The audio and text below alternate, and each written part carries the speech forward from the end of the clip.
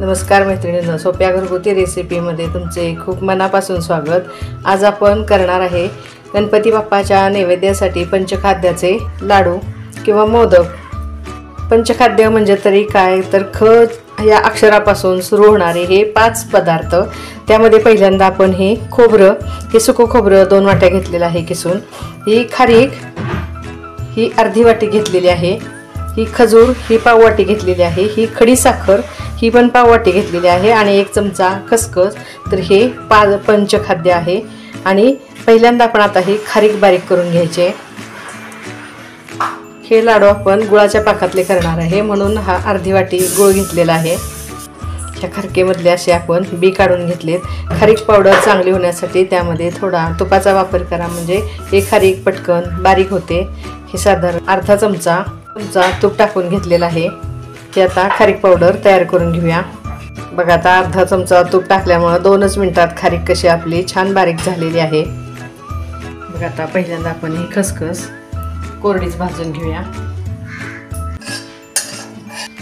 बघा, आता खसखस भाजून काढून घेतल्यानंतर त्यामध्ये टाकूया हे तूप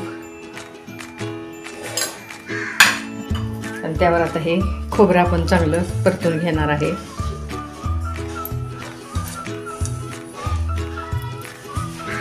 गॅसची फ्लेम आता हे मिडियमच ठेवलेले आहे। मिडियम फ्लेमवर आपण हे थोडंसं कलर बदलेपर्यंत भाजून घ्यायचं आहे। बघा, आता हे छान कसं खरपूस भाजलेलं आहे। हे आता मी काढून घेते। आता अजून 1 चमचाभर तूप टाकून घेतलेलं आहे। त्यात आता हे खारीक पावडर आपण भाजून घ्यायचे।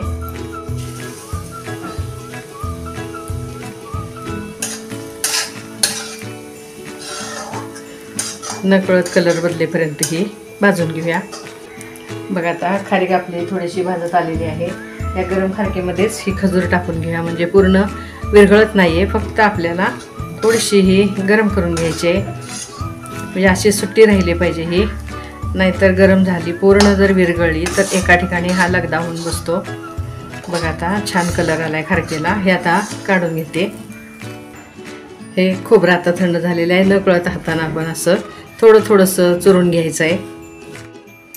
बघा, आता अजून 1 चमचाभर तूप टाकून घेते आणि त्यामध्ये हे थोडे जाडसर कुटलेले काजू, हे ऑप्शनल आहे मैत्रिणींनो, हे घातले तरी चालतील, कारण नाही घातले तर चालतील, पण मला आवडतात म्हणून मी ह्यामध्ये थोडासा काजूचा वापर करणार आहे।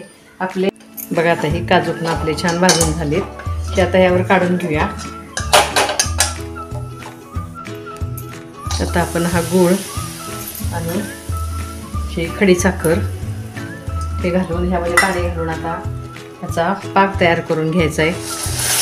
खडी साखर आणि गूळ गोळेपर्यंत ह्यामध्ये पाणी घालून घ्या आणि ह्या गुळाचा आपण 1 तारीख पाक करून घ्यायचा आहे। बघा, आता ही गूळ आणि खडी साखर आपली चांगली विरघळलेली आहे आणि ह्या पाकाला पण चटका यायला सुरुवात झाली आहे। हा आपल्याला आता 1 तारी पाक करून घ्यायचा आहे। बघा, आता पाक आपला तयार झालेला आहे।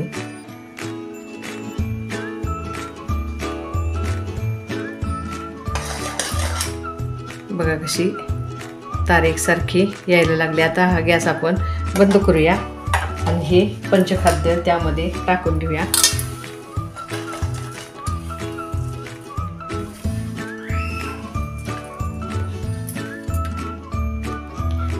आता ही खसखस आणि ही वेलची पूड 1 चमचा टाकून आता एकसारखं हलवून घ्यायचं आहे।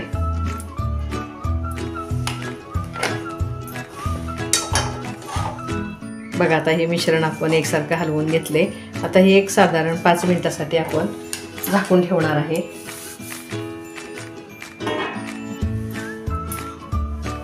बघा, आता 5 मिनिटं झालेली आहेत। हे मिश्रण आपण आता एका ताटात काढून घेऊया।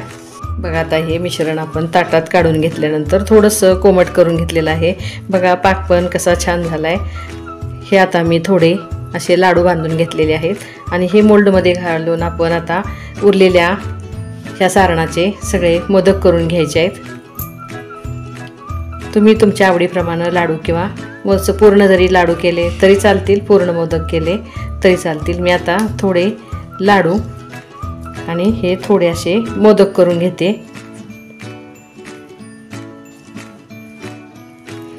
असं हे दाबून पूर्ण भरून घ्या, म्हणजे आपले मोदक कसे रेखीव होतात.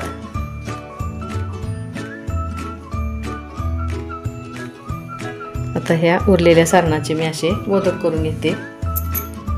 बघा मैत्रिणींनो, गणेश चतुर्थी स्पेशल पंचखाद्याचे मोदक आणि लाडू तयार झाले आहेत. बघा, माझा हा व्हिडिओ तुम्हाला कसा वाटला मला नक्की कमेंट्समध्ये कळवा. अशाच नवीन नवीन रेसिपी घेऊन पुन्हा भेटणारच आहोत. धन्यवाद.